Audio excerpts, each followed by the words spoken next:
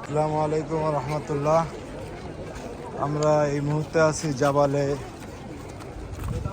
রহমত, রহমতের পাহাড়। এই যে সিঁড়ি বেয়ে আমরা এখন উপরে উঠবো। এই পাহাড়ের বৈশিষ্ট্য হচ্ছে, এটা হচ্ছে আরাফাতের ময়দানে অবস্থিত। এই পাহাড়ে জাবালে রহমত, পাহাড়কে রহমত পাহাড় বলা হয় এই কারণে এখানে আদম এবং হাওয়া আলাইহিস সালাম এই পাহাড়ে মিলিত হয়েছিলেন। দেখেন এখান থেকে মানুষ এভাবে যাচ্ছে পাথরের উপর দিয়ে, পাহাড়ের পাশ দিয়ে। আর এভাবে সিঁড়ি করা আছে, যারা পাহাড় বেয়ে উঠতে রিস্ক মনে করেন, অসুবিধা মনে করেন, তারা এভাবে সিঁড়ি বেয়ে উঠবেন। এই যে দেখেন,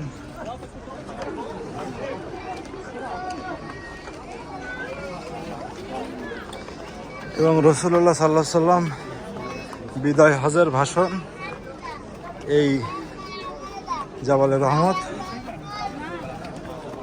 এই পাহাড়ের উপরে এখান থেকে দিয়েছিলেন।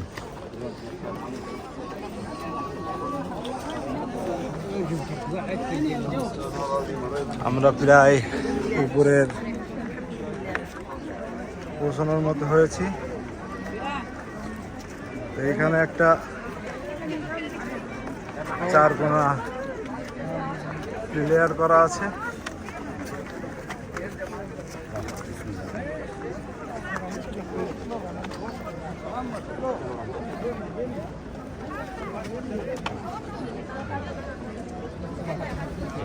প্রচুর চাপ আর কি।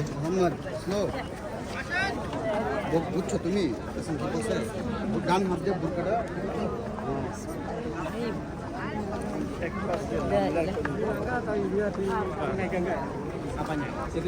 একটু অসুবিধা হচ্ছে।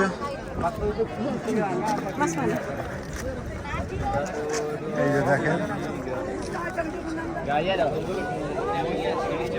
পাহাড়ের উপরে এই যে চিহ্ন, এখানে অনেক কিছু দিক নির্দেশনা রয়েছে। এখানে দেখেন নামাজ পড়ছে, এটা আসলে এখানে পড়া ঠিক নেই। এই যে লেখা আছে দেখেন আপনারা, বাংলায় লেখা আছে, নবী করিম সাল্লাল্লাহু আলাইহি ওয়াসাল্লাম আমাদেরকে এই পাহাড় অথবা পাহাড়ের নির্মিত পিলারের আশেপাশে স্থানে সালাত আদায় বা দোয়ার স্থান হিসেবে নির্ধারণ হয়নি। তার মৃত্যুর পরেও তার সাহাবা এখানে সালাত কিংবা দোয়া করেননি। সুতরাং এখানে সালাত পড়ার বিধানটা শরিয়াতে চালু নেই, কিন্তু মুসলমানেরা অনেক আবেগের বশে এসবগুলো করে থাকে। কিন্তু এসবগুলো চুম্বন করা শরিয়াতের কোনো বিধান নাই, যে হাত ধরে আছে।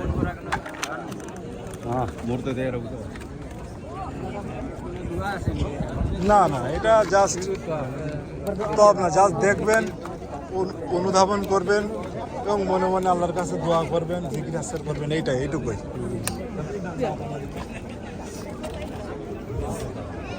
এখান থেকে দেখেন আমরা কতটা উপরে উঠছি। এখান থেকে দেখেন সবকিছু ছোট মনে হয়।